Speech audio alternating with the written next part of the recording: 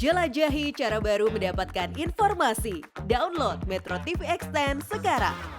Pemirsa, walau disebut tinggal menunggu pengumuman, sosok yang akan mendampingi Anies hingga kini tidak kunjung dibocorkan.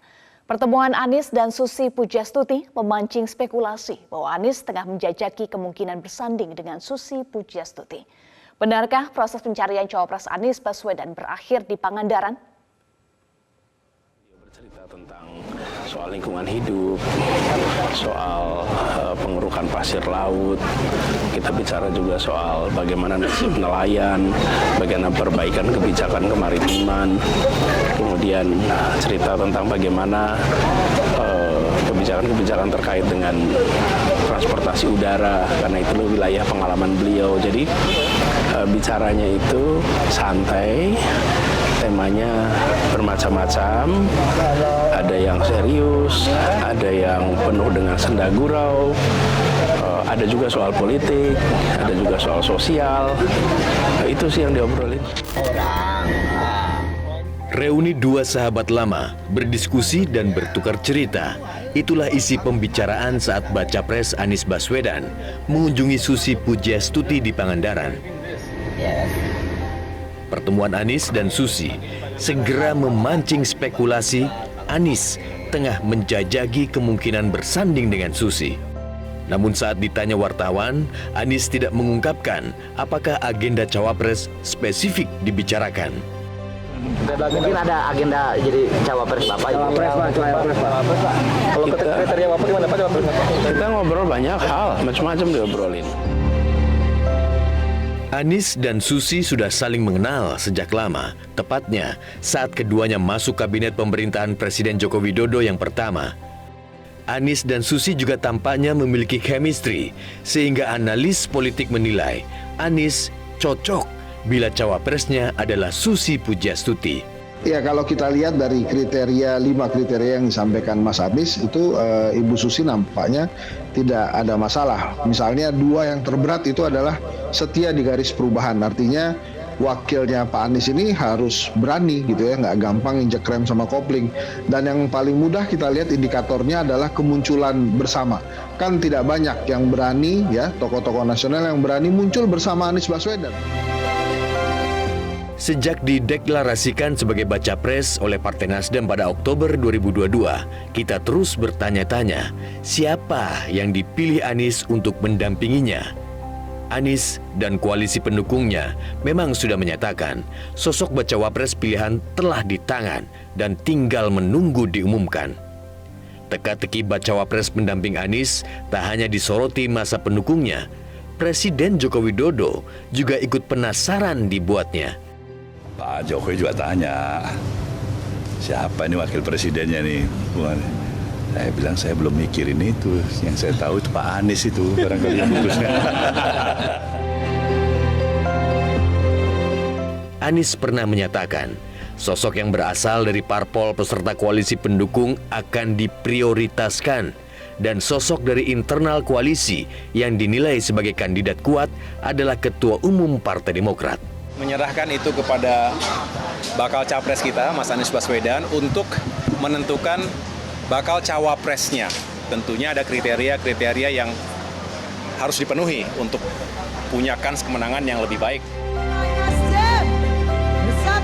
Walau sosok bacawa pres yang akan dipilih masih menjadi misteri, Anies sudah memberi kisi-kisi. Ada 5 kriteria yang harus dipenuhi, ditambah kriteria utama. Benar sekali. Jadi kriterianya 5, terus muncul kriteria ke-0, tak punya masalah, tak bermasalah. Karena ternyata itu faktor yang sangat penting. Karena kalau tidak kepleset-pleset sepanjang jalan.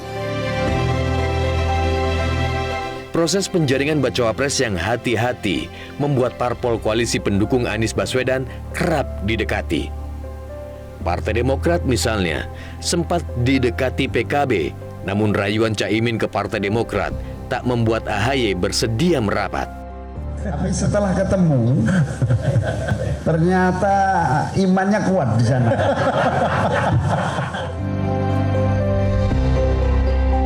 Poros Poros pendukung pemerintahan yang melobi Partai Demokrat tak hanya PKB. Sebelumnya, Ketua Umum Partai Golkar Airlangga Hartarto juga bertandang ke Cikeas untuk bertemu SBY.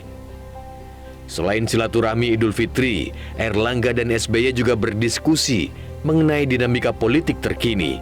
Ada yang menduga manuver Airlangga sebagai pembawa pesan dari istana. Rayuan juga datang dari PDIP dengan memasukkan nama AHY dalam daftar bacawa pres Ganjar Pranowo. Walau pertemuan AHY dan Puan tidak berujung pada deklarasi dukungan, setidaknya tercapai sebuah kesepakatan untuk mengedepankan politik kebangsaan.